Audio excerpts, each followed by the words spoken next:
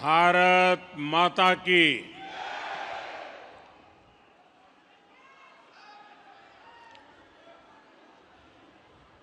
बिहार का ऐतिहासिक विजय हुआ हो और अगर हम सूरत से आगे जा रहे हो और बिहार के लोगों को मिले भी ना जाए तो लगता है यात्रा अधूरी रह गई।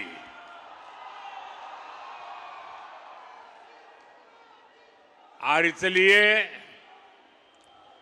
गुजरात में रहने वाले और खास करके सूरत में रहने वाले मेरे बिहारी भाइयों का हक बनता है और इसलिए मेरी स्वाभाविक जिम्मेवारी भी बनती है कि आप लोगों के बीच आकर के इस विजयोत्सव की कुछ पल का मैं भी हिस्सा बनूं। अचानक कार्यक्रम बन गया। मैं सुबह जा रहा था डेडियापाड़ा, तो यहां के हमारे साथियों ने मुझे कहा कि बिहार के लोगों की इच्छा है अगर आप 5-10 मिनट बाहर आ जाए तो लोग आ जाएंगे। और मैं देख रहा हूं दूर दूर तक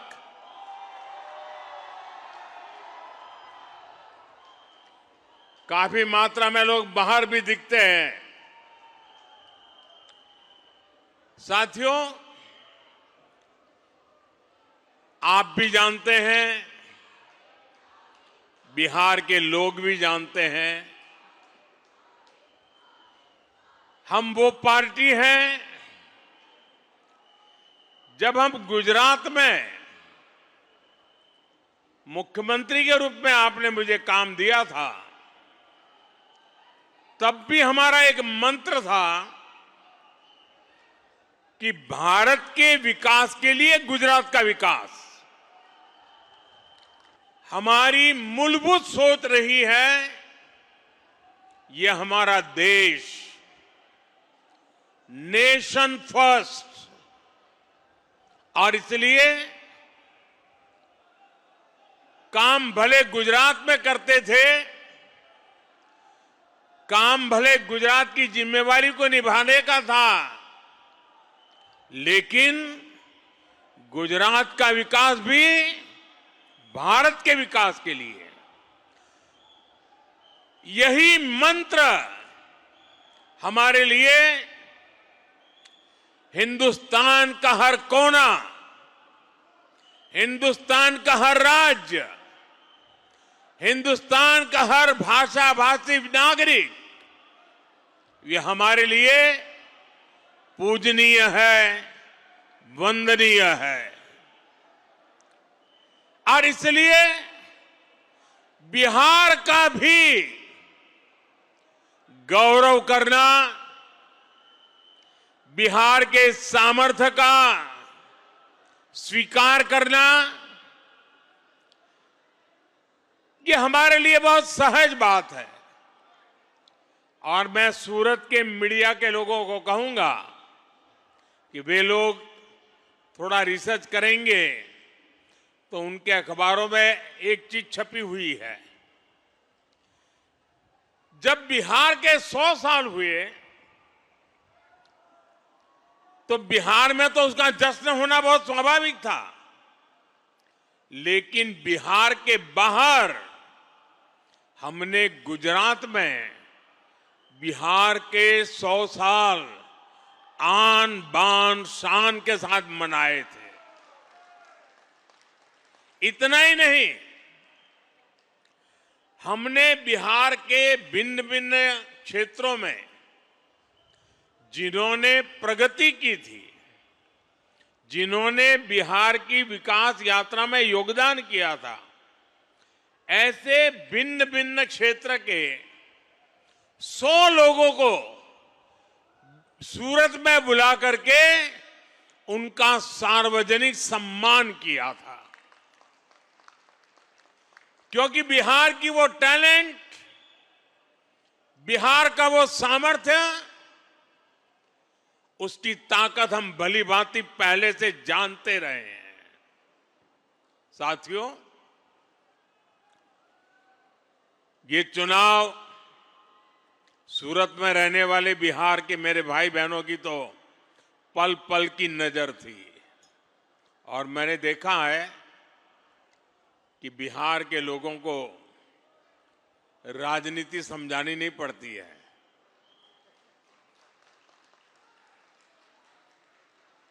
वो दुनिया को राजनीति समझाने की ताकत रखते हैं।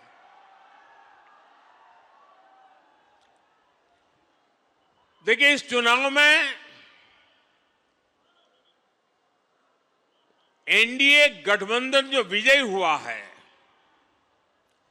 और महागठबंधन जो पराजित हुआ है, उन दोनों के बीच में 10% जितने वोट का फर्क है। 10%, ये बहुत बड़ी बात है जी। यानी सामान्य मतदाता ने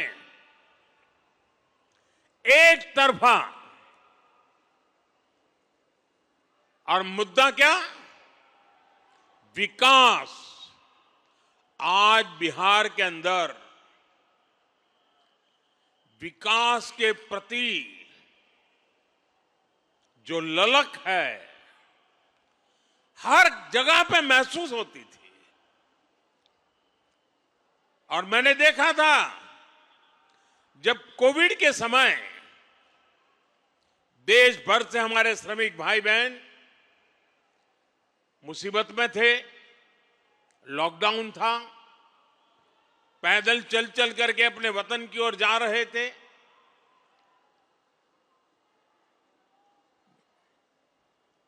ट्रेन में लोगों को ले जाना यह भी चिंता का विषय था, कहीं फैल न जाए।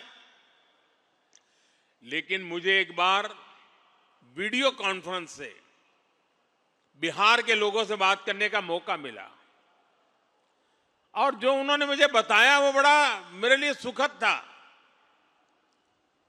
वे पैदल गए थे, कई लंबे लंबे समय तक पैदल चले, कहीं व्हीकल मिला फिर पैदल गए। कुछ लोगों ने वहां जाकर के इस समय का उपयोग करके कोई न कोई व्यवसाय शुरू किया। और जब मेरी उनसे वीडियो कॉन्फ्रेंस से बात हुई तो मैं हैरान था कि इतने कम समय में उन्होंने इतनी प्रगति कर दी थी। तो उन्होंने कहा, कोविड हमारे लिए तो आशीर्वाद बन गया।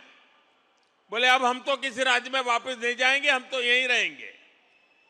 ये बिहार के लोगों की ताकत है। और वही बिहार आज दुनिया भर में छाया हुआ है। दुनिया में कहीं जाइए, बिहार की टैलेंट आपको नजर आएगी। और ऐसा बिहार अब विकास में नई ऊंचाई को प्राप्त करने का मिजाज दिखा रहा है। इस चुनाव में उस मिजाज के दर्शन हुए हैं। बिहार की माताएं बहनें और बिहार के नौजवान,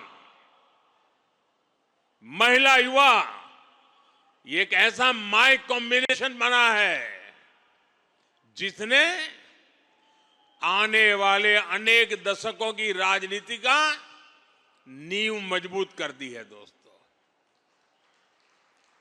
और जो राजनीति का भेषु लोग हैं, जो राजनीति पर विवेचना करते हैं, उनको कई महीने लगने वाले हैं बिहार के चुनाव नतीजों का क्या क्या प्रभाव होने वाला है इसका एनालिसिस करने में। और मैं साफ मानता हूं, हिंदुस्तान की राजनीति में इस चुनाव में आपने देखा होगा, पिछले 2 साल से बिहार में ये जमानती नेता जो जमानत पर घूम रहे हैं, वे बिहार में जा करके जातिवाद का भाषण देते रहते थे। और उनसे जितनी ताकत थी उन्होंने जातिवाद का जहर फैलाने की थी।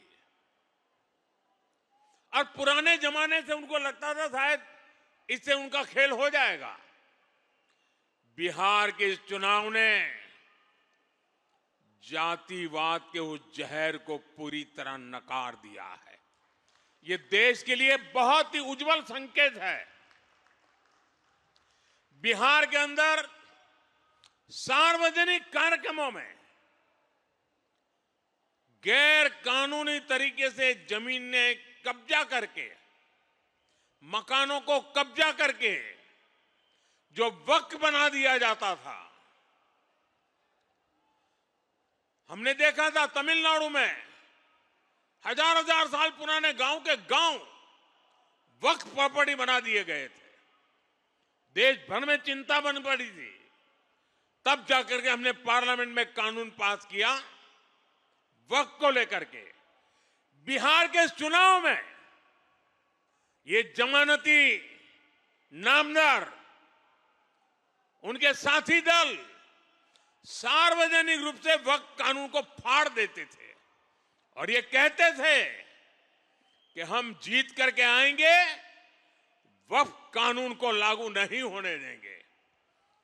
बिहार के लोगों ने इस सांप्रदायिक जहर को भी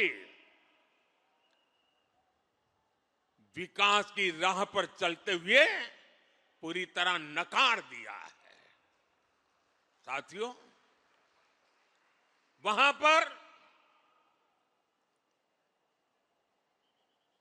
बिहार के वरिष्ठ नेता, आपने पिछले 2-3 साल के बिहार विधानसभा के दृश्य देखे होंगे।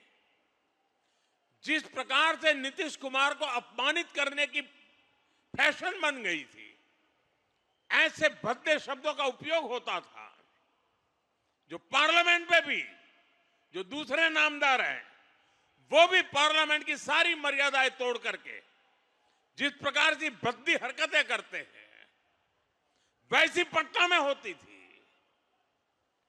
न देश की जनता इसे स्वीकार करती है और न ही बिहार की जनता कतई इसको स्वीकार कर सकती है। ऐसी कई बातें हैं जिन्होंने इनके प्रति पूरी तरह नफरत का माहौल इस चुनाव में नजर आ रहा था। साथियों, समाज के सब वर्ग ने, बिहार के सभी क्षेत्र ने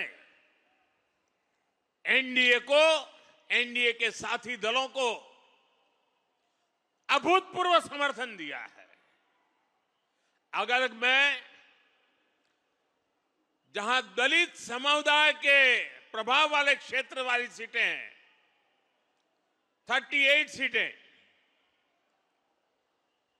34 सीटें एनडीए जीत गया।